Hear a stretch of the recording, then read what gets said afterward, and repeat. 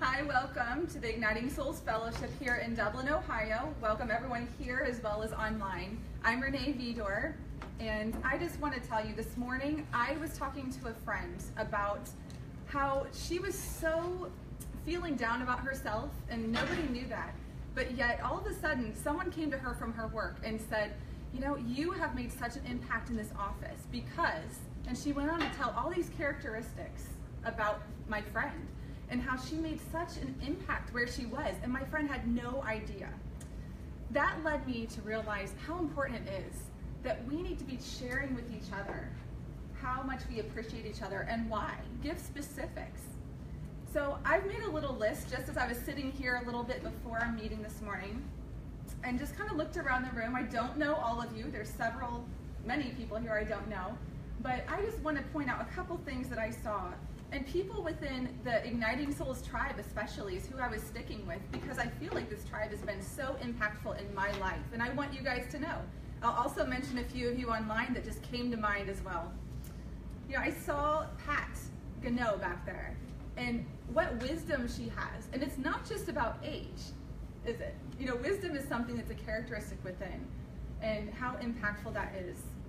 I saw Erica sitting up here. And Erica is someone who has humility that's impactful. And I know she doesn't even like me saying her name probably up front, but I'll tell you what, she is so humble. And she makes such a difference in people's lives because of that. I saw Joel, he's sitting back there. And right now, as I say his name, he smiles. And what came to mind is positive. Joel is so positive. He's someone who just brings a smile because of who he is. I saw Pete Gano back there. And you know what? I only saw him walking in because he was being a servant. And that's what I think of when I think of Pete, a servant's heart, and someone who is willing to just go and be the faceless person at times because he's willing to be that servant. A couple people online that came to mind.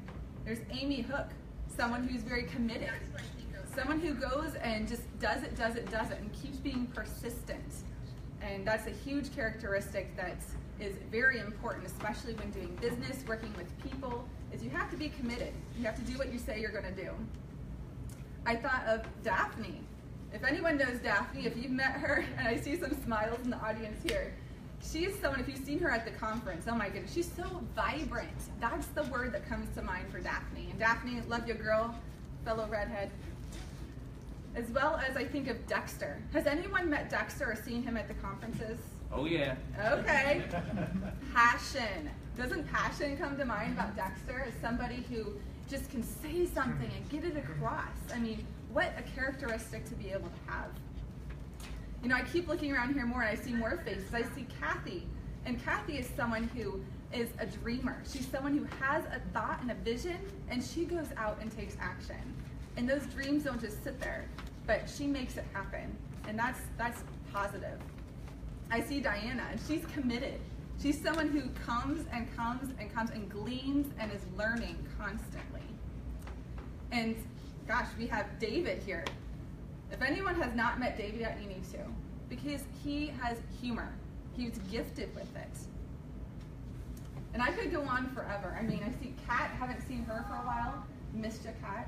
So many people here that just make this tribe something that is so special and unique. Last person I'm going to highlight is our very own Kary Oberbrunner, and he will be speaking today about ways to attract clients, 4 ways to attract better clients and more of them. So if you would please welcome with me Kary Oberbrunner. Awesome, thank you. All right, how you guys doing today? Great. Awesome. I am a people person, and I hate the prior part where I'm setting up all the tech stuff, but that's for our global clients so they can jump in. So everybody who's joining us from abroad, thank you very much. Who do we have here with us today? Erica, do we have any different states? Have they posted their states and their country? It's always good to give a shout out. Swasana, UK. The UK, fantastic. Texas, Georgia, Kansas. Awesome. Well, if you're with us now, go ahead and post where you're from. That would be fantastic. We are talking today about 4 ways to attract better clients and more of them. How many of you would like better clients? Raise your hand. All right. I will not raise my hand because a lot of you are my clients. So, so I am very happy with our clients.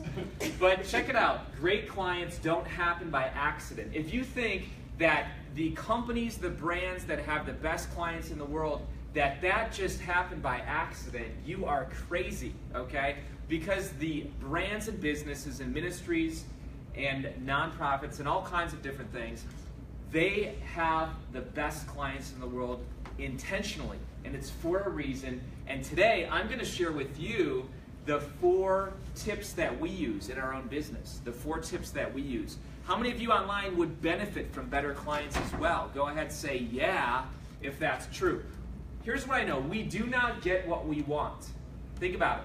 I have 3 kids.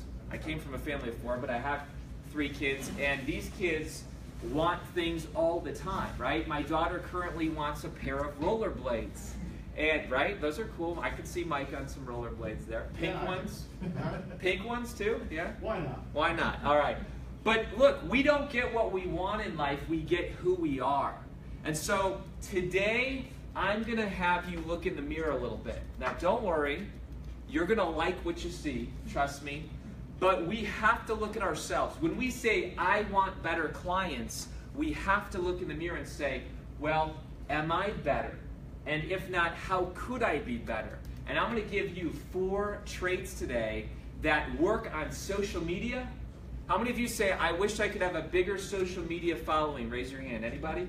All right, only this side. Okay, this side. All right, this side too. What about you guys? Do you wish you had better and more traction and more traffic online? Go ahead and say, hey, if that's true for you.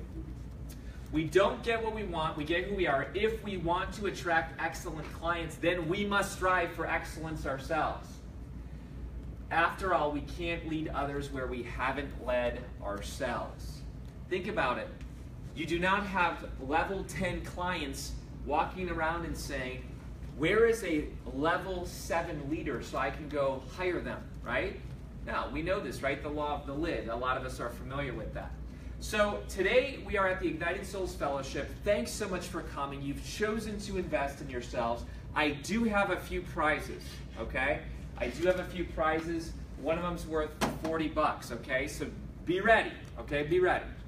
But the point is this, that we've been doing these now for about 5 years, and online we've been streaming them as technology has developed. Think about it. Facebook Live did not exist when we first started this. Isn't that crazy? You know, we would have had to bring in equipment that would have been tens of thousands of dollars to do a live stream back 5 years ago. Today, you can do that. How many of you have ever done Facebook Live? Not a video, but a Facebook, as in like live video, where you can mess up, all right? It took me a little bit to grow into that. At first, I did just my recorded videos, but to do live video, I'll tell you why I didn't like it at first. Can I have a confession time? Because this might encourage some of you. The reason why I didn't like Facebook Live in the beginning is because I would get hacked. Okay? That means that I would start looking at the comments. I would start looking at who joined. I would start looking at, did I get a thumbs up or a thumbs down? And I started playing to the performance of the people. Does that make sense? And what happened? I got knocked out of flow. And you'll learn about flow a little bit later on. But when you're in flow, you are 500% more productive.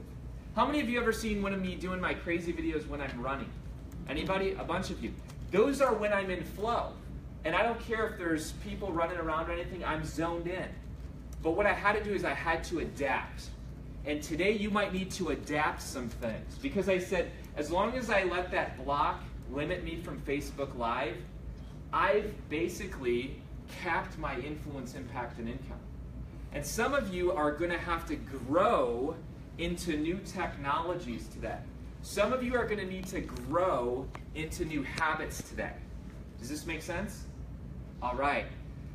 How's the Facebook crowd doing? Are they videos still working and everything? Yep. Awesome. Okay. We connected to a different Wi-Fi because last month we had some trouble, and I apologize for that. This is called the Ignited Souls Fellowship. I'm going to ask you to share this right now. go to the Kary Oberbrunner author page if you guys are here, and if you guys can share that to your timeline, here's why. Our goal is to ignite 1 million souls by 2020. And once you do share it, especially online, I want you to put the word share, because here's what we're going to do. Erica's going to give you a gift. She's going to come back afterwards, and everybody who posts the word shared, once they share, she's going to give them a gift, okay? Since you guys don't want a digital gift, I have a real gift for you, okay? A physical gift. So I'm going to let you all share it if you want. You don't have to, but if you want, I want to give away a prize. This prize is called the Mastery Journal. Has anyone seen this online? You've seen this, right? You've seen this. The Mastery Journal, it's still shrink wrapped. What does it say for the price? David, what does it say? $39. $39. This actually cost me $39. I literally bought it, okay? And I want to give this away to somebody. Master productivity, discipline, and focus in 100 days. So this is a 100-day journey that you're going to have. My buddy John Lee Dumas wrote this. John Lee Dumas, anyone here ever hear of Entrepreneur on Fire? A lot of you, yeah. Great dude. He actually exhibits the 4 traits that I'm going to teach you today. That's why I wanted to feature him today. He actually embodies the 4 principles that I'm going to teach today. This morning I was actually able to be on with John Lee Dumas for my 3rd time on this podcast, and it was fantastic. We talked all about becoming unhackable. So what I want to do is give it away. How many of you shared it? Did anybody share it in the room? Okay. All right. I'm looking. Okay, this is really tough to do. I can't do this. I shouldn't do this. I'm going to do a birthday. Okay, so whoever's closest, see, this is good. Whoever's closest to my birthday. Oh, December 6th. Does anyone have a December birthday in the room? Does anyone have a November birthday in the room? Wait a minute, what about January 1st? Oh, see, I like that. I like that. Did you share it? I'm trying to get on. Well, you better share it. I was gonna give it to you right away. See, she's practicing sales and negotiation. I like this. So if you share it, because you're January 1st, let's give that to Diane. All right, let's give her a hand. Let's give her a hand. All right. Fantastic. Welcome. Great to have you here. All right. Here's what you're going to discover. Okay, today you're going to discover you can write these things down. Why most businesses attract bad clients. How many of you would like to know why most businesses attract bad clients? Because you got to know the bad, right? We're going to talk about that today. We're also going to talk about 4 ways to attract the best clients. And then thirdly, we're going to give you a practical plan for keeping the best clients year after year. How many of you would enjoy that? You would say, I would like a plan to attract the best clients year after year. Joel, are your clients better today than they were 5 years ago? 180 degree turnaround. Yeah. Joel, come on up. Let's give Joel a hand. Come on. Come on. This is like the Family Feud. I always wanted to be... No, the price is right. What am I saying, dude? All right. Good to have you. So Joel, 5 years ago, hopefully nobody in the room was your client, but 5 years ago, explain the type of client you were attracting. Like characteristics, personality, whatever. Very needy, unappreciative, want it yesterday mentalities. Okay. Yeah. Could we call those people high maintenance? Very much so. All right. What about today? Today, your clients? Much more appreciative, not high maintenance, take direction very well. Joy to work with? Absolutely, absolutely. Awesome. Okay. That's why Renee said, I'm smiling all the time. Right, so. right. Okay. All right, well, we're going to actually show people how to do that. We're going to give a blueprint today. I can speak on this topic with 100% authenticity because of the Igniting Souls tribe. That is a tribe of, in my opinion, the best clients in the world. And I'm not just saying that. I have other people that have tribes 100 times bigger than ours. 100 times bigger. And they say, what are you guys doing? What are you doing because we want to learn some of those principles and take them back into our tribe and have more engagement, have more generosity, have more impact. And I say, too bad I'm not sharing the secret. But with you guys today, I'm going to share that, okay? So we do have a tribe. They're fantastic. I mean, what other conference in October do people fly 25 hours to? You know what I'm saying? You guys drove from what today? Hilliard, see? Dude came from Hilliard, big deal, right? Big deal. No, I'm glad. But when Stuart and Amy and William fly 25 hours to come to a conference in October, there's something there, and it's not my bald head. Trust me, they're not coming to see a bald dude. They're coming because of the community and the friendships and the relationships and the camaraderie that they have developed. I look at Pat and Erica, and you guys just launched your first co-seminar on Tuesday, correct? Correct. I heard it was fantastic. You guys on fire? We're on fire. Yeah, see, we have people now partnering that say, well, I want some more of that person. Let's partner together. If you could share the conference link as well, because we are literally over half full, and we have not gone out to publicly advertise yet. So I know a lot of people have been signing up recently, but ignitingsoulsconference.com, and that's in October. And I know why some people are coming. Some of the people are flying across the oceans because their book is releasing. How many of you are either in Author Academy Elite or you've, well, Ron, you've released your book. So anyone who's part of Author Academy Elite, raise your hand. Bunch of you. Okay, fantastic. I love you guys. I mean, you guys are putting little babies into the world that I don't make money off of. I get no royalties from your US published book, which is fantastic. But you guys are now taking your message. That's part of the reason. That's a tip. First tip of the day. Write this down.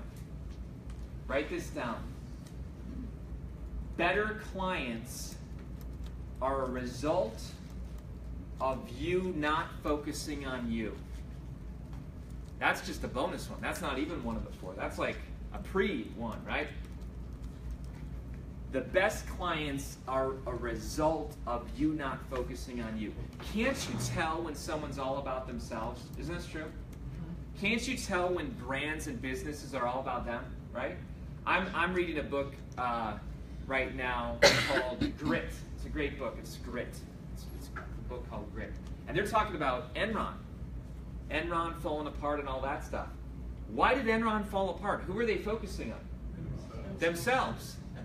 So first of all, if you want to attract really good clients, realize that you exist for their benefit. For their benefit. Does that make sense? All of these books here that were released were their message. It wasn't my message, it was their message, and my goal was to say, how can I position them with their message to go create some amazing things in the world. Eric, I'm going to ask you to share one more link too. KaryOberbrunner.com/book. It's a free training where, again, if people are saying, I might be interested in learning more about publishing, there you go. And it's a free webinar, and there's no click to buy at the end. You can't have a shopping cart and buy something at the end. It's 90 minutes of free training about what it takes to build a business around your book, the difference between traditional publishing and self-publishing, and this new thing called collaborative publishing. So let's get right into it. Why most businesses attract bad clients. Here we go. This is from Michael Hyatt, okay? I do not view clients as cows, stars, dogs, or question marks. I just don't, okay? But I get why he picked those images. But if you look on this side, it says high profit. If you look on this side, well, I should say this side is profit, high and low. This side is maintenance, low and high. Okay, so I'm going to explain this in a moment. These people are high profit and low maintenance. And feel free to draw this little chart out. You guys are taking notes. Profit, maintenance, and draw a little 4 squares. High profit, low maintenance. These types of clients, in Michael Hyatt's analogy, he refers to them as cash cows. Again, I'll show you how I refer to clients in a moment, but I think it is a good example of what the priorities are. Businesses that are doing well put these people as priority one. Does this make sense? What do you think are priority four for most people, right? Most people have these people as their priority one. Let me say what they are. High maintenance and low profit. Ouch. Is this true? Yeah. What do we say? Finish the statement. The squeaky wheel gets the grease or the oil, right? You're right. In other words, the clients who are low profit and who are very high maintenance take up most people's time. And if you give your business that model, do you think you'll be in business very long? No. Or do you think you'll have frustrated your family members? Do you think your family is like, oh yeah, go take care of high maintenance, low profit people. We're cool with it? What do you think? Entrepreneurs have tough marriages if they are following this model because they never see mom or dad, they never see friends, and they're always dealing with the, stuff that is happening all the time. We don't have a tribe like this. Our tribe is like this, meaning they are incredibly high profit people. What do I mean by that? They're givers, okay? They're the most giving people. In fact, I need to highlight Pete and Pat for a moment because I just saw a picture of you guys. You guys are like the supporters. Didn't you drive down to Dayton recently to support our friends, Chris and Mark? Okay, I mean, think about that. They're in Columbus, Ohio. They got all the training they need, but somebody in the tribe's having a training down in Dayton. Guess who's there? Pete and Pat. I got to highlight you, Pat. Erica had a book signing. By the way, we try to get all of our authors into Barnes & Noble. And Erica, I got to highlight you because you're back at Barnes & Noble. Get this, the manager said, come back again for a book signing on Mother's Day, and we're going to buy 50 more copies of your book. Isn't that cool? They don't even say that to me. What's up with that? I mean, gee, But Pat, what do I see? I see her in a picture with Erica at the book signing. Rick, you came to Shawshank Prison. You loved me so much. When I had an event in prison, he visited me in prison. I think that's in the Bible, Right? Isn't that a verse? When I was in prison, you visited me? Thank you, Rick. I even made a video in that prison. You even made a video, so thank you.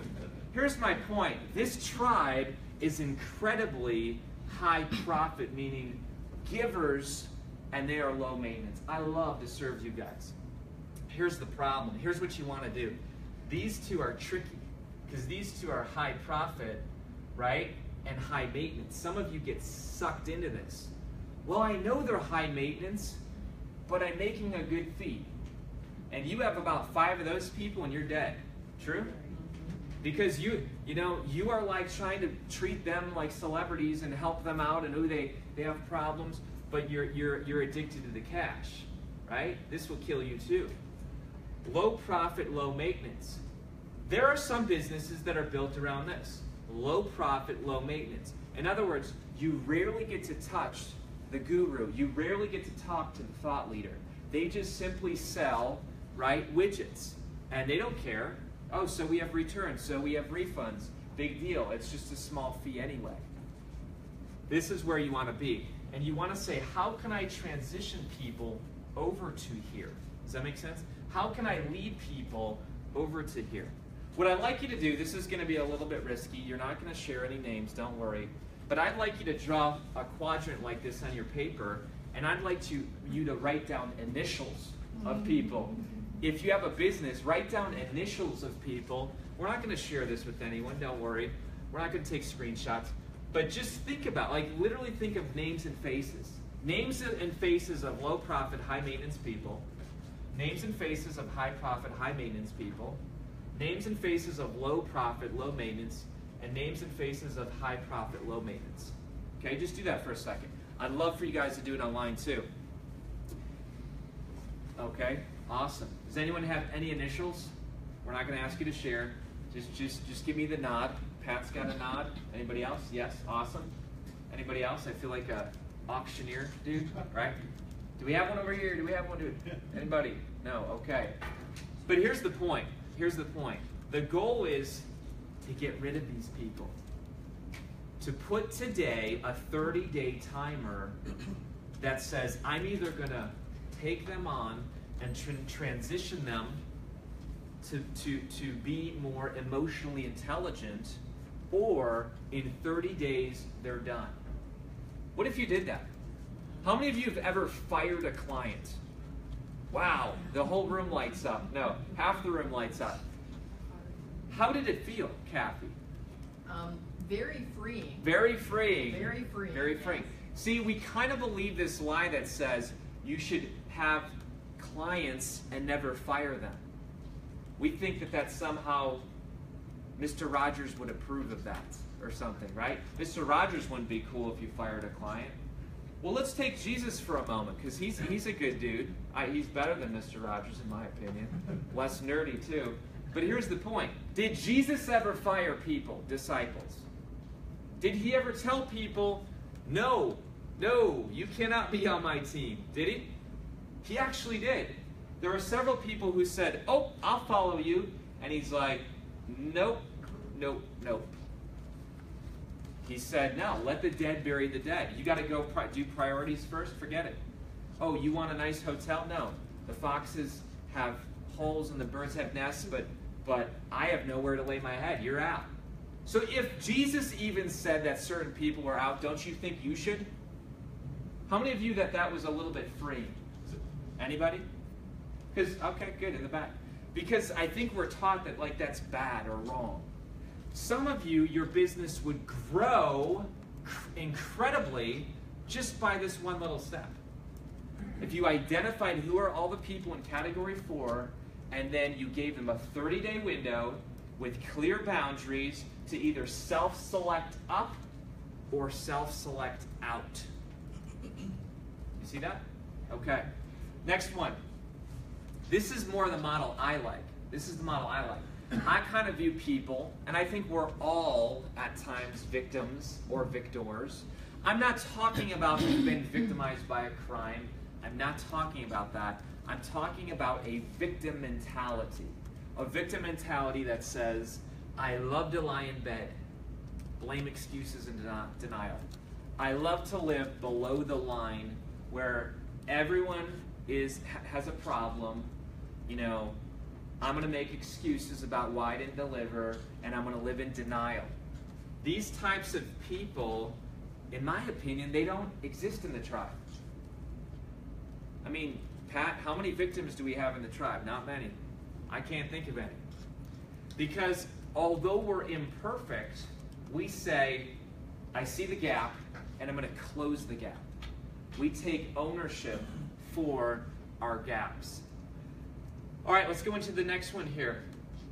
Now, so that's why most businesses attract bad clients, because they themselves are victims. How many of you, I'm going to put myself under the microscope, how many of you have ever seen me make a mistake? Raise your hand. Come on, those of you who know me. Thank you. Yes. All right, pretty much all of you, right? You're going to make mistakes. You're going to make mistakes.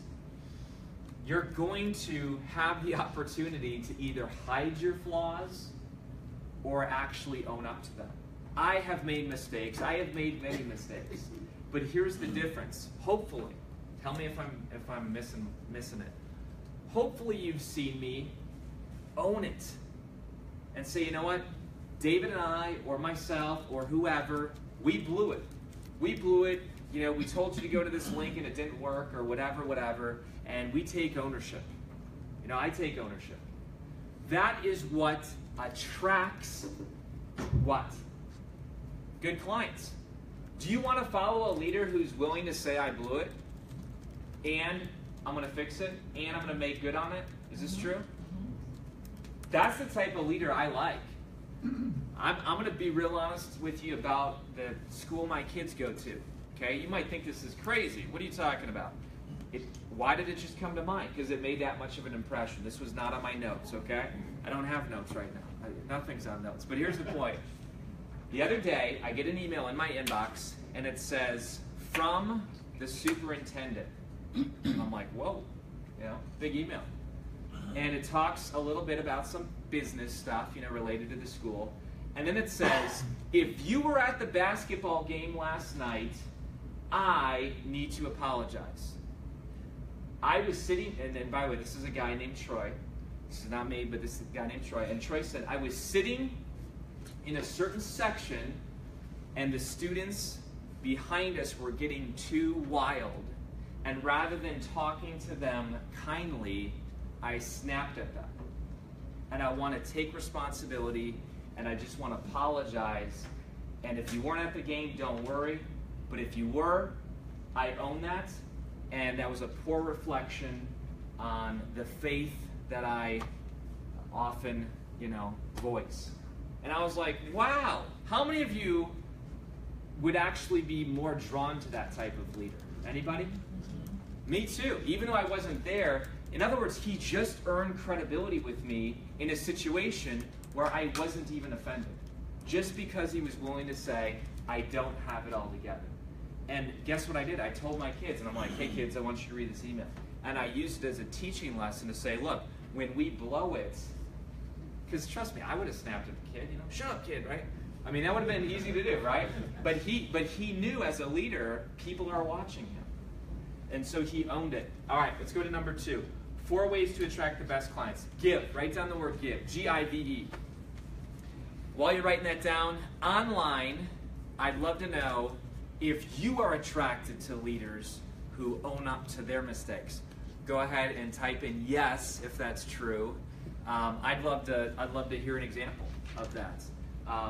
You know, I read these comments later, by the way, after the broadcast. But I'd love to know if you guys are attracted to those people as well. Let's now go to the word give. This is 1, 2, 3, 4. These are the 4 things. Number 1, generosity. Generosity. If you want to attract the best clients, you need to be generous. You need to have generosity oozing through you. How many of you are attracted to generous people? Anybody? How many of you are attracted to like super, super greedy people? Oh, nobody, right? None of us appreciate someone who's just in it for themselves, who's just greedy. In other words, we love generous people. Why? Eric, why do you love a generous person? Because it shows their heart and they're willing to help other people. Willing to help other people. Fantastic. Love it. Here's the point. Some of you don't think you have anything to give. Ouch. Is this true?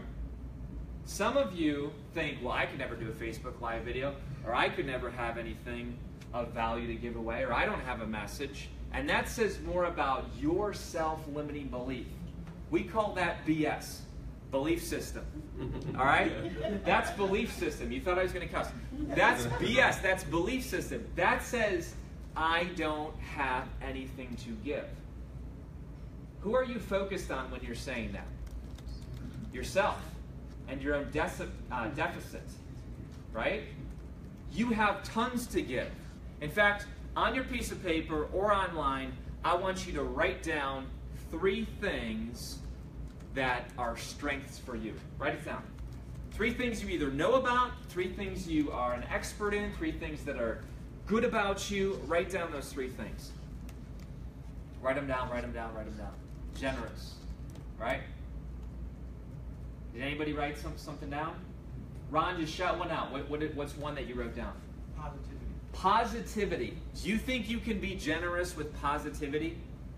You know how expensive a smile is at times? I mean, some people walk around and they're just like, you know? When you're a waiter or a waitress and it's your first day and somebody offers you a positive interaction, is that a gift? Absolutely. Absolutely.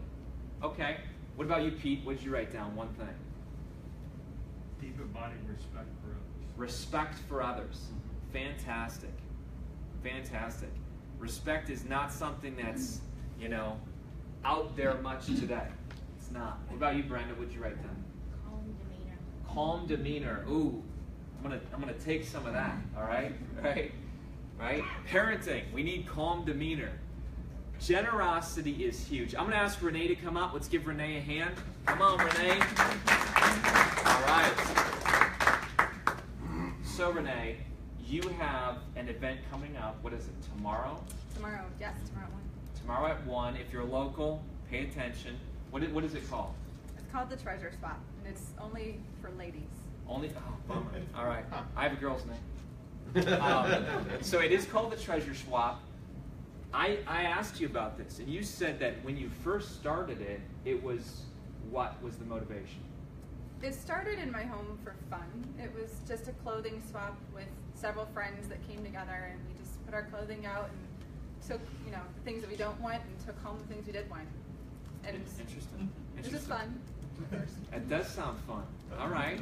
So you put clothes out, and you took what you need, and you got rid of what you didn't want. And Yep, swap it out. And why is that? Is that to save on space? To That's a lot of things. I mean, if you think about it, as you go through your closets, you have all this stuff that you don't wear.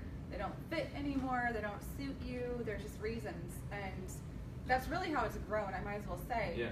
It started out for fun, but I started realizing the parallel of how we need to do that in our own lives and how important it is that we go through our inventory of our life and we take out the things that no longer fit us, the things that no longer, make us look good, and we also swap that junk out for treasure.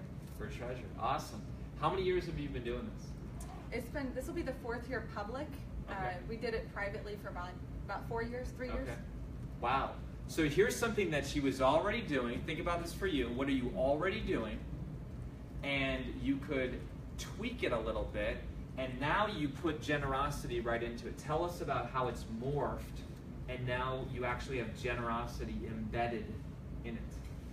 So I saw the way that we could go public was to have other businesses there that would sponsor and support that. And they would help us be able to afford how to do this, the event and everything. So I now am able to highlight other small businesses, and as well as we have $1 from every ticket that's sold. It's only $10 to get in. It goes to charities, and we have 4 charities that we highlight each year. And all the unclaimed clothing goes back to these charities to help women locally that are in need. So last year we donated 90 bags of clothing after everyone got to take what they wanted. Wow. That's crazy. Isn't that cool? What kind of attention, even though that's not something that you're seeking, what kind of attention or stories or ripples or testimonies have come from this? Last year was really tough because I had a lot going on that just made it a really difficult event for me. But there was a girl afterwards that came up to me and said, when she realized that I had started the event, she goes, that night changed my life. And we had a swap story speaker that spoke. She was a former prostitute, and she shared her life of how she swapped out her life here in Columbus for now she has a ministry to help women who are in that industry. Human trafficking. Mm-hmm. Yeah. And so this girl who came up to me, she said, I was actually trafficked out by my boyfriend. And she's like, it changed my life to see that I'm not alone and that I now have somewhere to go and some way to help. Wow. So just even reaching one person and seeing how now this year, hopefully she's soon going to be doing a video and sharing with other women at this event how important and how impactful it is to get connected in that way. All right, all right. That sounds fantastic. How many of you know someone who should know about this event that's tomorrow? Anybody in the room? Yeah. Okay. Can you share the link, Erica? You did? Okay, you shared the link. And tell us the link. It's www.thetreasureswap.com. Thetreasureswap.com. Okay. Fantastic. And it's tomorrow and it's local? Yes. Awesome. And Erica's speaking. Yes. And Erica, I got to mention you. Can I share a little bit of your quick story? Because I know you're filming. So Erica had a life that you probably weren't happy about a few years ago. And it's a story about you, what? Just talk a little bit. I was a pastor's wife Pastor's for 15 wife. years, Uh-huh. and I was abandoned with 5 children to raise on my own. Wow. And you swapped your story. I swapped my story. And you've written a book about it, and now you're impacting people through a very painful story that is now swapped out for a story of triumph. Let's give her a hand. All right. Yeah. Awesome. These people are generous. I want you right now to say, what am I doing currently that I could spin a little bit that would be more of a generosity focus? It does not mean you cannot make money any longer. Trust me. Do not believe the lie that says, well, if we begin to have a generous focus, we can no longer be profitable. What's a shoe company that people said would never work because it was built all around generosity? Tom's Shoes. Can you imagine being in the board when they said this idea? Yeah, we're going to charge twice what the shoe is worth. Think about this. We're going to charge twice what the shoe's worth, so that when people buy one, they give one. And all the board members are like, yeah, that's fantastic, right? I mean, that's the type of thing that is like, what are you talking about, Blake? Oh, Pat's raising her leg. Look at that in the back. Come on up, Pat. Get up here, Pat. This is unplanned. Come on up, Pat. Now you are how old? 83. 83, and she just raised her leg in the back and did not fall over. That's awesome. So you are wearing Tom's shoes. I'm wearing Tom's. I didn't know that. That's super cool. And what drew you to invest more than the shoe's worth? I mean, talk to us about that. Psychology. Well, the marketing for Tom's is that if you buy a pair of shoes, they give a pair to Africa, I believe. Sure, different areas, yeah. Mm-hmm. For people that don't have shoes. And that was worth it for you. Right. Fantastic. Let's give her a hand. I love it. This is great. This is great. A company built around generosity. It's actually now being taught in business schools 1 for 1. This is a concept. 1 for 1. That is now, blasting through the marketplace today, that says we don't need to be all about just capitalism. We can have capitalism, but also give back to other people. They've now done it with eyeglasses, and it's taking effect. All different businesses are doing that. Letter I, initiative. Initiative. If you want to attract the best clients in the world, you have to take initiative. What do I mean by that? Last time I checked, no one's just banging down any of our doors to hire us. Is this true? Like, none of us are saying, oh, I can't take on any more clients. Save your money, keep your money, and, most of us are saying, I would love to be having more, especially good clients. How do I do that, Kary? You need to take initiative. You need to take initiative. In the last 24 hours, we've sold more of these than in the last 2 months combined. Why is that? Because people like the book? No! All right? David and I knew that, look, no one's just banging on the door saying, that book Elixir Project, I need to get that. Like all of our businesses, you need to bring life into your business. Is this true? Yeah. So we said, look, the book had a crazy big December, a pretty good January, and then like everything, it kind of staggers. No matter how big you are. Tony Robbins is saying the same thing, okay? It's different volume level, but his team is sitting around a table right now saying, Tony's book Unshakable just released. We had a big bump. He was all over media. Now what's happening? Most people just say, well, I'll go create the next thing. Forget it. Pat and Erica, you guys just taught on something Tuesday. Guess what? I wrote that how many years ago? 7. 7 years ago I wrote Your Secret Name. It is getting more life than ever because of initiative.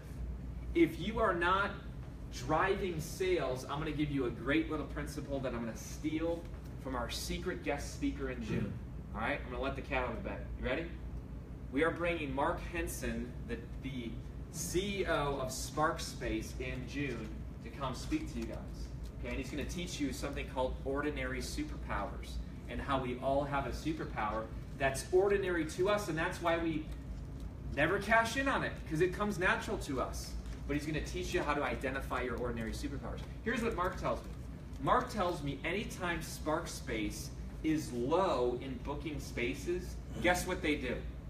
Give it away Give it away. And how do they give it away? to nonprofits. So they have a nonprofit day, fantastic, and what do they do for corporations? The trick is, it's the same answer. What do? Give it away. They say, on Friday, we're going to have a free Spark Space Day where you can come in and, eat our snacks, drink our coffee, sit on our couches. By the way, it's normally $85 a person a day because it's awesome. How many of you have ever been to Spark Space? Yes. But Mark says, our bookings have been a little low. Let's bring people in free. And guess what happens? People come in and they're like, we should have our next board meeting here. Right? Or they say, I could totally have my next mastermind here. In other words, when you give away something free and you take initiative, that's the secret. Mark didn't just say, let's just tell people that they should book appointments. No, he took initiative. What David and I did, I'll share at the end, we took initiative. I said, I'm going to buy 2,000 copies of my book, and I'm going to give them away for free. Now you might say, where is the business model in that, Kary? Is that what you're saying? Guess what? It's there. You just need to think about it. And I can tell you more about that at the end, but guess what? The business has just exploded in the last 24 hours from all over the world, Australia, multiple purchases, all over because we took initiative and said, you know what? Low activity, let's go out and do something for others. Let's take initiative. Here's what most of us say, well, I don't have Spark Space. I don't have a book. Okay, hold on, what could you do? What could you do? Think about it. What could you do? Kathy, what could you do? What could you do right now that would take initiative to get you in front of more people and showcase some of your products? In fact, I know what, I got to highlight you. You gave me a bottle. She gave me a bottle of wine. No, I'm kidding. She gave me a bottle of some skin cream. Yeah, and I used it because I had some rash or something and I used it and it worked. It's fantastic, right? So there I'm highlighting you. What's your website? You're not asking me to do this. What's your website? How can people find you? Worksforyou.nearing.com. Say it again. Works for you. Number 4. Works for you. You. Again, works for you what? .nearium, N-E-R-I-U-M. .NERIUM.com. There you go. Look at that. Promotion. Boom. Look at that. Free bottle, right? There you go. That's the point, folks. You take initiative. Joel took initiative a few weeks ago and did a free webinar. How many people came from that and the free call that you did for me? Which webinar? Any webinar and then the one that you did for me. Just, you had a bunch. You had a bunch jump in. Association of Nonprofits, they had 40 or 50. Okay. And out of that, about half downloaded a free resource. Fantastic. The point is you're getting people in your sales funnel because you're giving away free. And most people say, but I don't know exactly what to say, but I don't know what my follow-up product is, but I don't know, but I don't know, but I don't know. What does that sound like? Victim. Blame, excuses, and denial. Right now I want you to write down one idea that you could do within the next 36 hours, even if it's planning it, that would be taking initiative to get you in front of other people. What could you do? Kathy has a bed and breakfast. I have a story on that one. Come up, Kathy. Come up, Kathy. Awesome. We'll tell a short story because this is real life. This stuff really happens. Okay. First of all, this man is the reason that I have my bed and breakfast. Very cool. Because I had a limiting belief that my house wasn't good enough. You drive by and you see these castle-type houses, and I'm thinking... You hear that? Self-limiting belief? I'm thinking, my house is... Who's going to stay at my house? So what I did is last October, plus I didn't have Mark on board totally. Okay. So last October, I decided to give away a room to the tribe for the conference. For the conference. For 2 reasons. Number 1, to see if I could get Mark on board. Sure. And number 2, I just wanted to kind of get involved, give something away, and get a little bit of advertising. Sure. So right away, 2 gals immediately came in and said, "We're in. We'll share the room." They didn't know each other. Sure. They didn't know me. I picked them up at the airport, and we're all looking at Facebook pictures going, "Is that the girl? I think that's her." Anyway, had a wonderful time. Yep. The girls stayed. You took pictures? Took pictures on purpose. In exchange, they wrote some great reviews for the bed and breakfast. I put it on Facebook. The first 2 pictures that I posted on Facebook, I had like 1,700 views. Wow. And we then opened in January. Yep. Mark loved it, by the way. Before zoning, you see Before this? zoning. All this stuff. Well, I got to get zoning. I got to get all this extra stuff. I just gave away a room. There's nothing wrong with giving away a room. She just had a sleepover. Yeah, I just had a sleepover. With 2 strange girls that we've never met. Anyway, they did great reviews. I put it on Facebook. We went to zoning in January. We got both rooms approved, but again, we weren't quite ready. So imperfect start. I started before I was really ready. Imperfect action. Write that down. Imperfect action. So I started. We then started advertising the bed and breakfast on Facebook again. Right. We've had guests every single night since we've opened. Awesome. We now have opened our 2nd room, and it is booked this weekend. So for the first time, we have guests in both rooms at the same time. Wow. Mark is loving it. He's told the same stories. My mouth moves but you know, he has a new audience every night. But it fills your passion. It produces income. We've had guests from Russia. Wow. We've had guests from China. We have guests coming in from the Netherlands and from Germany in the next 30 days. Here's the big secret now, folks. Here's the big. Kathy doesn't even know this is coming. That is awesome what she just did. I'm going to tell you how to turn this into a 6-figure business. Are you ready? Okay. You ready? People want to know how she did that. You catch this? People want to know how Renee did a treasure swap. People want to know how to turn your house into a business. That's where the gold is. So still do what you're doing. That gives you credibility. But then to say, I'm going to now teach other people through an online course how to turn their house into some extra cash, that's where the gold is. And because of this man, the course is called While I Sleep. Okay, really? Is it true? is. It is So true. you've already thought of it? Yes. All right, see, she's smarter than me. She already thought of it.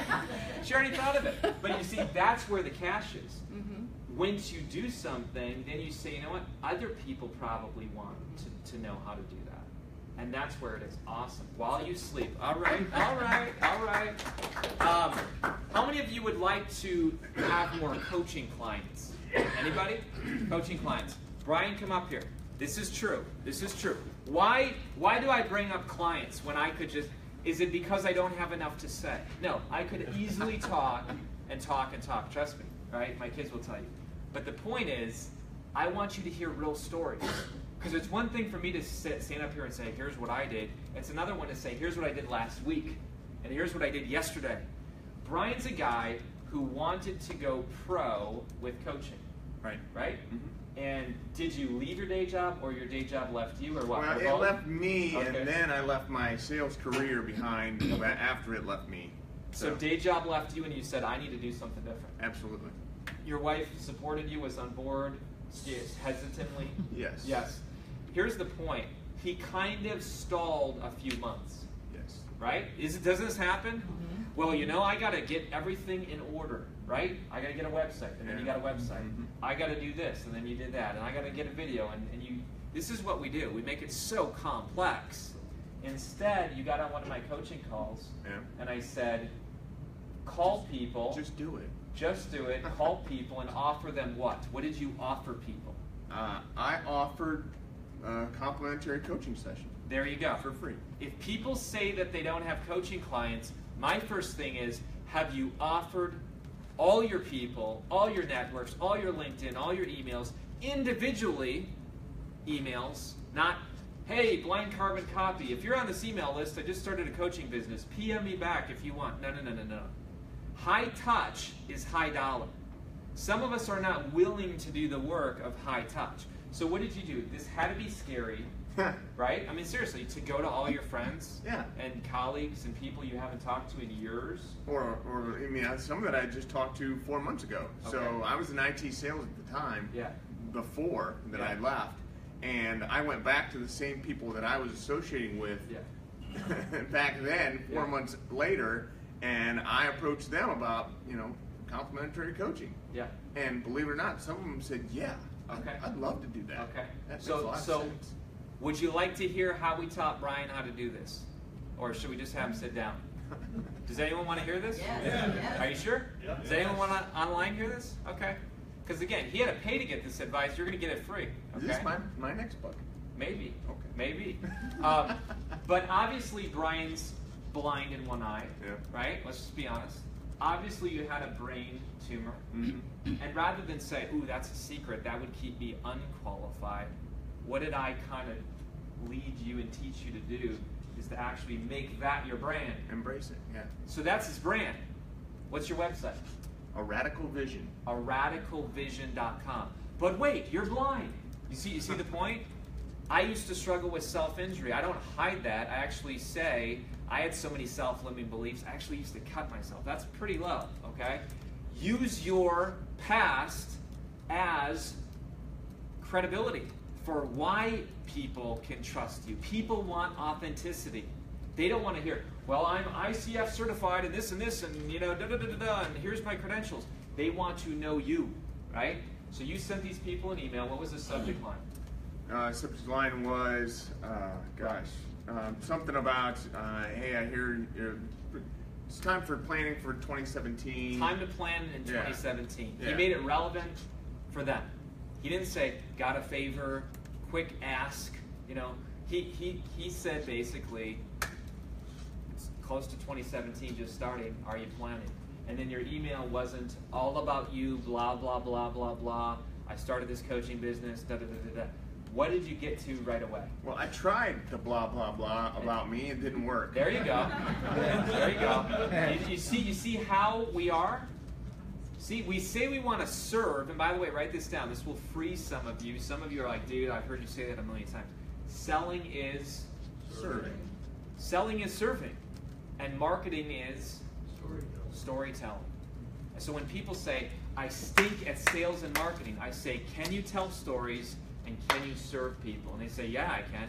Great. And here's why so many of us are scared. Let's be honest. You were taught as a kid, don't talk to, don't ask people for money. Think about that. You were ingrained as a child, don't talk to strangers and don't ask people for money. Go out and talk to strangers and ask people for money. You see? You see the problem? You see the problem? The problem is we were taught not to do that. So I say, fine. Serve people. Serve strangers and tell stories. So that's what you did in Yep. your email. Yep. And it was more about them. More about them. Right. And it was an offer to them. Did anyone email you back and say cuss words? No. Okay, so no one, see? No. So everyone take a deep breath, okay? All right? Because that's what we're worried about. What if someone takes this email and they're like, oh my gosh, you've offended me. So who cares? Who cares if they did? Who cares if you had one or two of those? What was let's talk about the general response, and then we'll talk about how you actually got paying clients. What was the general response? The general response was, wow, this is very interesting. And some said, I'm interested in, talking, but some said, no, this is not for me. Yeah. And that was fine. Yeah. But just having a communication with them, and that was freeing itself to be able to do that. Can I have a confession? I was scared to do this thing yesterday. Don't think that I'm all like, oh, I'm fearless. I have ice through my veins.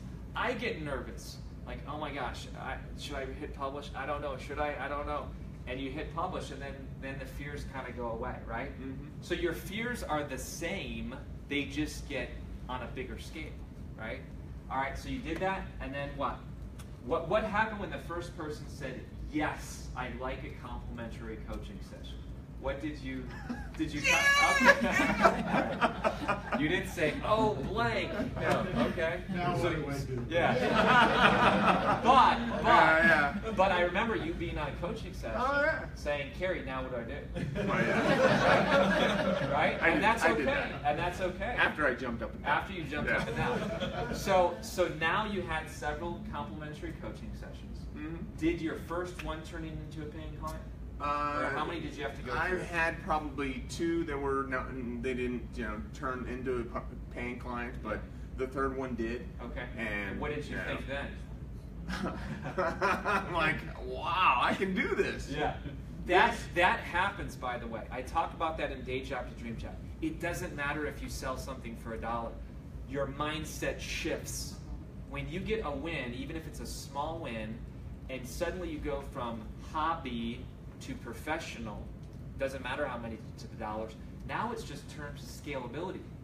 Now all you need to do is say, cool, how can I make that come faster next time and remove some of the other things? Yeah, it's like with my speaking career. Yeah. I've just spoke again, and standing in front of a group of people and having impact and seeing emotions and being able to draw certain things out. It's given me more credibility, and I know that this is what I'm supposed to do. This dude, the reason why he's successful is because he takes action. Seriously, your speaker's reel. I'm going to be honest, it's not the best speaker's reel I've ever seen. It's actually pretty bad. But here's the point. He made a speaker's reel. How many of you have one? You see the point? I didn't know what the heck I was doing. You see? I said, listen, put a speaker's reel together of different shots of you in crowds. The transitions are horrible. Okay, I'm just being honest. But it's out there. And I love it. And you just spoke to how many people the other day? 50-ish. 50, and what was it called? It was called the International Association of Workforce Professionals. Yeah, and you spoke there. Yeah. Okay. You see what's happening? By the way, a few months ago, he spoke somewhere, didn't have his own book. He sold my books, and he autographed my books. 30 of them. 30 books. With your name or his? So he's selling books, and they're like, I don't want the author's name. By the way, I wasn't there. You signed my book, Brian. You spoke. You see? Look. You see the point? Some people look for obstacles. We do. Some of us are looking for obstacles, and we will find them. Other people look for a little crack, a little break, a little thing. I started my 99 designs yesterday. Okay. So I've already gotten some different images Covers. for my He's got covers. A book coming out? Yeah. Right. Good. So Okay. I'll be selling my book. I got you. I got you. Just saying. I got you. I hope that's okay with you. No. Yeah, I'll sign his book. But I like that. But this is why I like Brian, because totally unpolished, like us all. I mean, how many of us are really polished, right? We hide it. Initiative. Yeah. How do you spell that? Did I spell it wrong? Yeah. There you go. Who cares? Who cares, right? I spelled it wrong. It's all good. It's funny. And by the way, Dexter, you mentioned Dexter before. Dexter's so funny because Dexter's on stage. How many of you were there? Yeah. And he's like, my book is full of blanks. And then he shows you that he didn't even have anything really to say, so he just put blanks and like said, fill in the blank, fill in your thoughts. Right? But he said, my blank book is better than your no book. Right? So this is what's different in the industry. People don't care who gives them the glass of water. They want the water. Okay? And some of us say, well, I'm not a cup who's pretty and I'm unpolished and I have cracks and flaws. Who cares? If you're bringing people water and they need water, you're serving them. Is one of your clients in the room right now? Yeah, he is. David. There you go. Do you feel, yeah, let's give him a hand. One of your paying. Come on up. Yeah. By the way, this is all unplanned. You didn't know I was coming. No. You didn't. Here's the point. Sorry, David. That's all right. Do you feel less respect for Brian now that you've heard some of that backstory, or do you feel more respect, or what? It's that backstory that got me connected with Brian. There you go.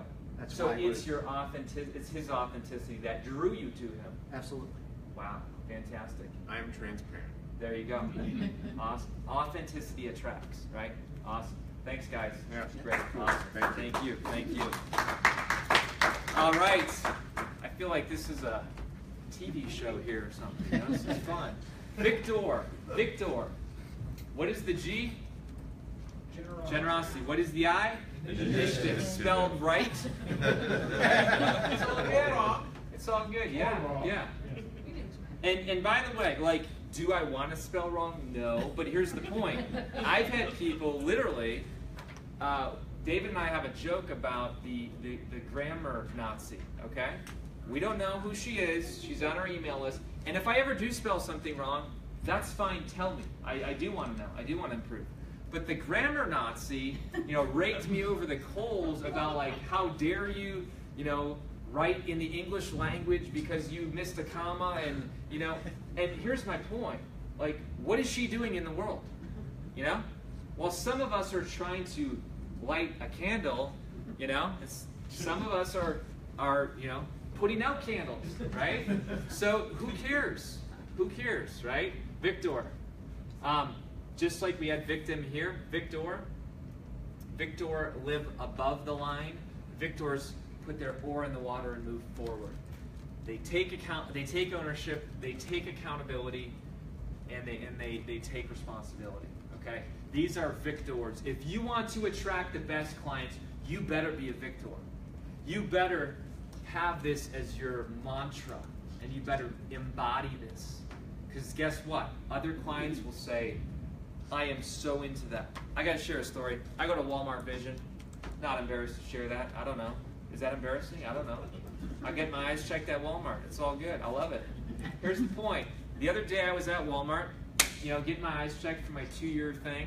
And by the way, I might have picked up a client. I'll just be honest. But I'm going to share that story. I walk in and the eye doctor's like, how you doing? What's going on? And I said, with my eyes or with life? And she said, life. And I'm like, well, I just finished this book called Elixir Project, da-da-da-da-da. She's like, oh, that's fascinating. And then we got on a conversation, and I said, I got a copy. I'll go out to my car and get it. Anyways, get it, give it to her for free. That night, she shoots me an email. Like, she's in the funnel, That's my point. My point is, be a victor, and you will attract other victors. This lady's fantastic. She's an eye doctor. She's crushing it, she cares for people. Our whole family visits her.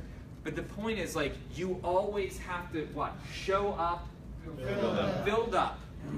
Now, what if I would have said, well, what about Trump? What about Obama? That would have made me common to everyone else. If you are not getting good clients, maybe it's because you're regurgitating the news. Seriously. You're not differentiating yourself from anyone else.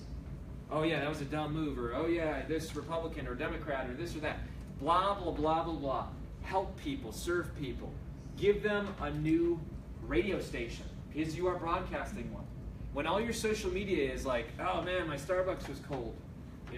Curse that barista. Like, do you think people are like, oh, sign me up for that dude? But that's what we do. True? All right. Enthusiasm.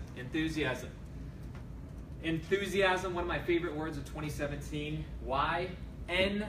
Theos, right? God within. I want to be an enthusiastic dude in my own introverted way, because I'm an introvert. But I want to be enthusiastic about my brand of igniting souls. If you are embarrassed, if you are scared, if you are backing into the conversation, you will actually make people feel uncomfortable. They will say, this dude, the audio does not match the video. What I'm hearing is not what I'm seeing. It doesn't match. And confusion repels, clarity attracts. People want, if my brand's igniting souls and I'm like, hi, this is Kary. Glad you came today. Hope you can be a soul on fire. What's going on, What's going on? By the way, I used to preach like that. First time my wife heard me preach, she's like, wow. But hey, you get better, right? You get better. All right. I love this quote by Winston Churchill. Success consists of going from failure to failure without loss of enthusiasm. You're going to fail. I'm going to fail. Brian's going to fail. Don't lose the enthusiasm, right? All right, Emerson quote, and then we'll wrap it up. Nothing great was ever achieved without enthusiasm. When you're sitting in front of a potential client, like, that's them. Like, that's it. That's all that matters right now. Not how you look, how you sound. Did the last statement make sense? You're focused on them.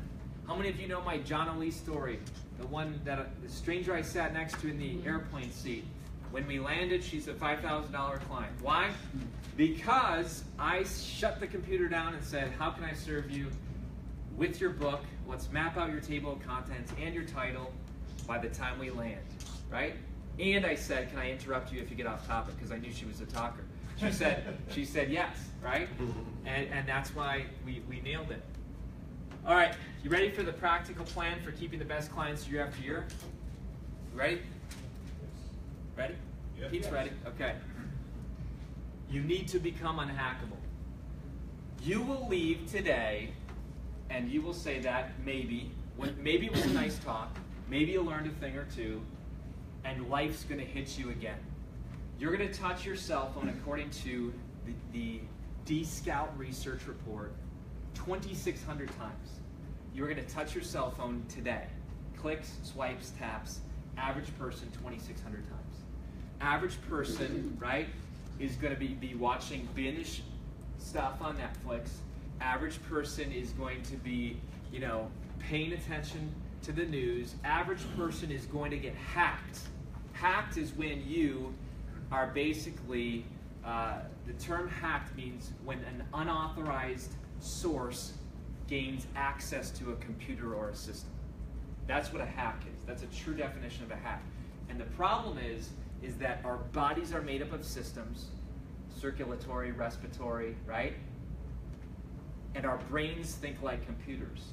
So every time you have a dream and you go out into the world and get sidelined or sabotaged, distracted or derailed, you are hacked. That is a passion of mine, is to help people become unhackable. And I'm not going to sell you something at the end. I'm actually going to give you what I gave the people online, okay? So hang with me. I want you to become unhackable, and literally for free. So here's the point. We have a fulfillment center down in Tennessee that has these. This is called the Hack Attack, and it's put within every copy. This is a paperback. The ones I bought you are much better. They're hardcover. So it's a $29.99 book, okay? It's a $30 hardcover book. It comes with the Hack Attack, which literally you hang up at your mirror, at your desk, and it will help you understand the 8 ways you get hacked and how to do a counterattack, okay? So it's the Hack Attack and the Hack Counterattack. I'm gonna ask Erica to share that link, but I purchased a limited amount, and we're going through them. David's keeping up.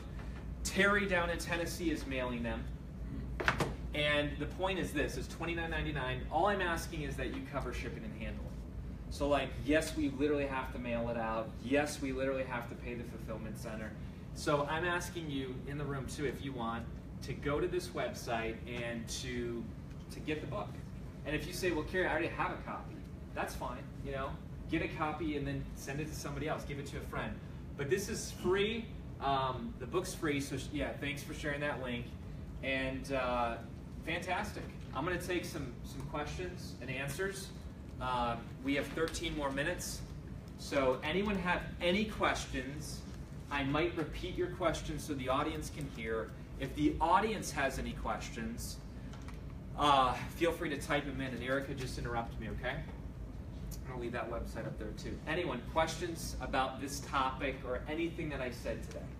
I wanna help you. I don't want you to walk out of the room saying, but I disagree, or but I have a point, or I have a question, or you missed me there, clarification. Anybody? Question, comment, thought? Mike. I had a thought about this low profit, high maintenance. Come on up, Mike, just because we're online. It's all sorry. good. Mike's one of the first people in Columbus that became one of my clients. And Think Outside the Blah is your website. He's a CPA formerly, or currently, but Think Outside the Blah. He's the first one that I met that has a sense of humor. Okay, is this true? Yeah. Is that rare in your industry? Yeah, I mean, an outgoing CPA, Right. he looks at your shoes when he's talking instead of his own. Oh, that's good. That's good. That's good. So and I'm getting orders on my watch. People are getting them. All right, it's all good. Okay.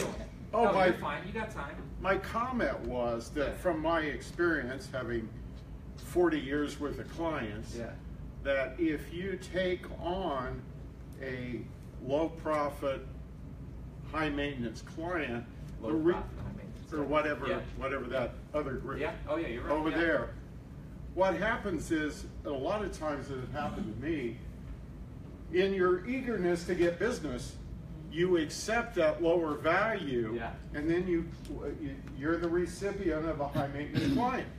So don't undervalue your services. That came from you. There you go. You have value. So if you want to stop that from happening, just keep your value up. And let's be honest, when I met Mike, true confession, I was shaking in my boots. Just gonna be honest. Was that scary looking? Yeah, no. But here's why. I was a pastor. Think about this. 0 business training. 0 marketing training. I got a doctorate in teaching Bible stories. You see the point? And then I started to think, here's a dude in front of me. And by the way, we were both students in the same program, but he ended up hiring me. Why? I don't know why. I have no idea why. What was going through your head? I don't know. I don't know, but I still remember the day. You had started gathering a few of us together. We're sitting there, and he says, look, here's what I'm doing. And it was about the deeper path. And it had just resonated with me, and I said, I'm in. There you go. So here's my point. The people who you think would never hire you, stop selling yourself short. Exactly. Because we were all in a program together. I think 5 of us were at that meeting. Right. And I said, guys, here's what I'm doing. And I cast a vision. People buy vision. It's true. Right, Eric? Yep. People buy vision. And I said, with clarity, here's what I'm doing. And we're going to author our Opus. And Opus stands for Overarching Vision, Purpose, Unifying Strategy, Scorecard for Significance. Pete knows that from Chet. And I said, here's the vision, here's what I'm doing, and you said I'm in. And inside, I did the Brian thing. I'm like, what? You know, I probably swore, all right? Because I was like, oh my gosh, you know? I couldn't believe it. I literally couldn't believe it. Because here's what I knew. I needed to get out of the pasture. Not because it was bad, but I was capped. I was capped for years. And I knew that I could only be a small expression of what God put in me. And that's my appeal to you today.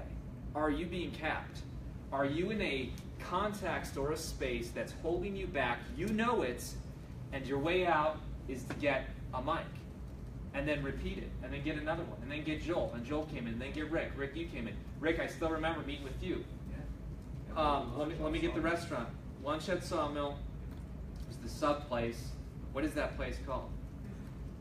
I can't even remember. Yeah, but we were sitting there, and I'm thinking like, this dude works at a business center, you know? And when you became my client, I was like, whoa, you know? Who cares? Who cares? Show up, filled up, give, and people have needs, and they are drawn to vision and clarity. Yeah, okay? don't confine yourself to think that you know who's hungry. Exactly. Because at the time I needed what you had. Yeah. And let's talk about, we were on the way to a road trip. I forget the whole thing, but I remember telling you, stop buying programs and start taking action. Remember that? Exactly. He was teaching while he was driving, which I'm a bad driver. Which I'll be honest. I was in the back seat. Teach this seminar. He was teaching in the front seat with his hands. I'm in the back seat. The power of prayer was great that day. But anyway, yeah. you did. Yeah, and I think you were going to speak somewhere. I was going to speak in Canada. And I said, what's your call to action? Oh yeah, we got to tell the story. This is such a funny story. Is this helping you guys? Yes. Okay, all right. All right. Even if it wasn't, I'd say I'm still telling you the story. So here's the point. You were going to speak in Canada. He had no offer. He had no offer. No offer. And I said to you, have an offer at the end. Remember this? Right, I do. And talk about the guy and the credit card and all that. Oh, I just went, you know, I said... At the end of your talk, right? Kary said you have to have an offer. So I went back, where he got back the next day, got a hold of the guy in Canada who was I was in contact with for the conference, and said, look, I'd like to offer something at the end if that's okay with you. Catch this, he asked permission. He didn't make an offer at the guy without getting permission from the director, but you asked the director, what did the guy say? He said, fine. He said, that's great. Okay. And so I go up there, I'm in Canada, I do my deal, and at the beginning I use Kary's line, which is this: look, I've got a lot of content today, I'm not going to be able to get to it all, and I know you might want more. At the end, I'll give you the opportunity maybe to get some more. And that's all I said. At the end, I said, look, I'm running this in, I don't know, a couple of weeks. If anybody's interested, I'd be glad to talk to you about it. Guy walks up, takes his wallet out, throws his credit card in. Just like that. All I did was ask. There you go. How many of us have not asked yet? You see the point? Right? Yeah, thanks for being honest, right? If you give, you have the right to ask. Let me say it again. Mm-hmm. If you have been giving, you have the right to ask, not for a credit card, but to continue the process of transformation. You see that? See the difference? All right, amen. I like these ladies here. But is that true? Now, if you did not give, then you've defrauded the person. Right. Right? Then there's a deficit, and the person feels sold. But if you give, and then say, you know what? Would you ever want to go deeper with this? Or I'm starting this, and I have a few slots open. Would you want one of them? Exactly. People are sometimes offended if you don't ask. I've had people do that, where they haven't known we're going to do something, and they're actually angry. Because they're like, well, why did I not know about it? Joel, you came up to me before we started that. You're like, you got this mastermind going with the Elixir Project. Like, you know, what's going on, man? You know? And it's an email problem that he didn't get the email, but that's the point, right? Right. Awesome. Good job, Thanks. man. Good job. Thanks. All right. Take care. Anybody else? We have 5 more minutes. Yes. Can I ask you to come up just so they can hear you? Is that possible? See, we're getting her out of her comfort zone. All right, you come on up. You're good. It's all good. Just because we got a crowd, and then if they can't hear you, then it's a tough thing. So, have we met before? No. Andrell. Andrell. Yes. Beautiful name. Thank awesome. you. Yeah. My question is, how do you take something that's biblically based Yes. to the masses? To the masses. How do you take something that's biblically based to the masses? Do you think I was worried about that personally when I started? Do you think? Yeah. Yeah. Yeah. Okay. I'll share what I did. If you lead with your faith, you're in trouble. If you are invited in as a guest speaker, if you are invited to give value, and you lead with your faith, in my opinion, I'm going to go out on a limb. In my opinion, Jesus wouldn't be happy. Okay? I'm going to say why. Because they didn't hire you for that. They didn't hire you for a sermon. They hired you to provide value, and you talked about your faith. And that's where you turn everyone off. If you come in and you lead with value, and you show them, I've done the work, I've studied, I know what I'm talking about, here's the results, and you give, yes, probably on one hand I could count how many times that it's backfired. And I was okay with it. I was actually okay with it. It rarely happens. Pete and I have a friend named Chet who, get this, the Christians think he doesn't talk about God enough. Right? Yeah. Yeah. And the wait, do I have it reversed? You know what I'm talking about. And the non-Christians think he talks about God too much. You know, that type of thing. He has a perfect balance. He leads with value. He knows neuroscience and productivity and achievement and leadership, and he gives that and then says, oh, by the way, I have a really strong faith. And some people, a lot of people are actually like, tell me about that. I know a lot of people I could name drop and say that this person is a Christian or a person of another faith. They don't lead with it, but at their live seminars, they say, tonight we're going to have a bonus session that's optional. Some of you have been wanting to know about my faith, and I want to invite you, but it's totally optional. And if you don't want to come, I'm saying that now, don't feel obligated at all. Guess what? You think the place is packed? The place is packed with people who say, that's what I want to know, but he had the out to say this is optional. So no one can be like, I'm offended. It's optional. We actually do that at our conference. At our Igniting Souls conference on Saturday night, I bring in my pastor. And there's a musician guy, and it's optional. And people dig it, I think. I've never heard anything wrong. You know? Does that help? A little bit, yes. Okay. Push back. We'll take a couple more minutes. Push back. You got an idea? Well, I have a ministry. Well, I don't call it a ministry, but it's called Exposing the Real Me. Exposing the Real Me. Yes. Yep. And I teach on identity. Yep. And I teach on it from the standpoint of our born identity. Yes. I love it. What does that sound like? Your secret name. So I've done that too, and here's what I'm saying. I've been hired by public school systems at times to talk about identity. Now, have a seat, and I'm going to give you 2 minutes on how I do it, okay? Here's the trick. Ready? Here's the trick. By the way, you use common language that all the believers in the room are like, amen, amen. They know it, but none of the other people know it, right? So when I'm talking about in public school systems about identity, I say for closing, I say, let me tell you a story that you might have heard before, but maybe never with this perspective. There was once a lion cub who had a perfect relationship with his father. He was heir to the throne. He had a perfect harmony with his father. See where I'm going with this? How many of the church people are like, father, you know, heir to the throne, right? But guess what? This cub disobeyed his father's orders.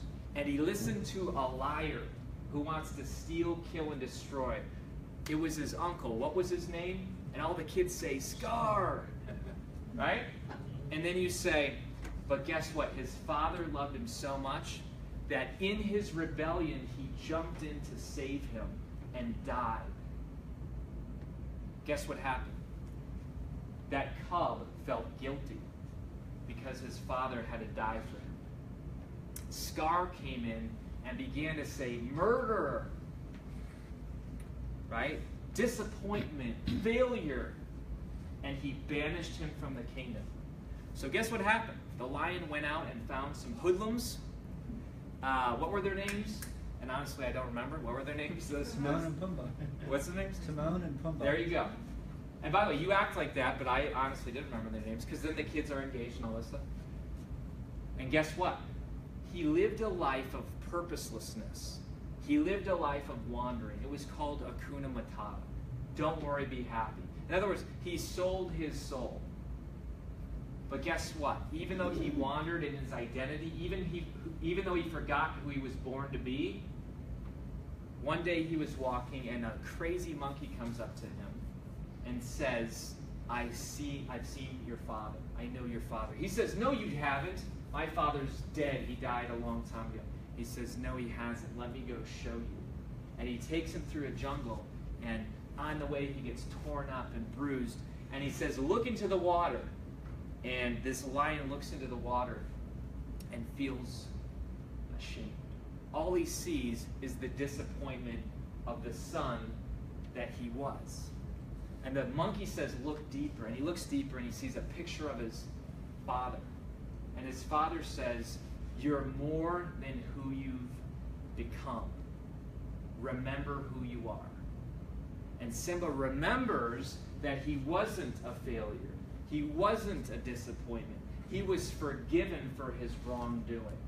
His father paid the price. And he was reconciled and then had a perfect relationship and ruled the kingdom. I just gave a Bible lesson. True? There's many things you can do as long as you're giving value. You got to think creatively. We have many things in your secret name. You might want to check it out, but we use something called disappearing paper where all the kids write down all the names that they believed about themselves. They come up to the front in a big aquarium and they drop their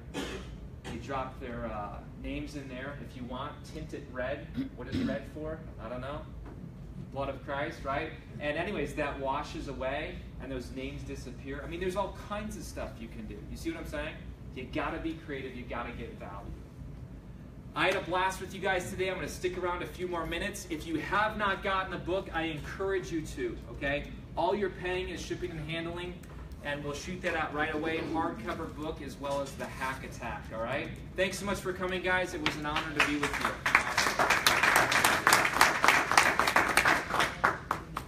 And if anybody needs anything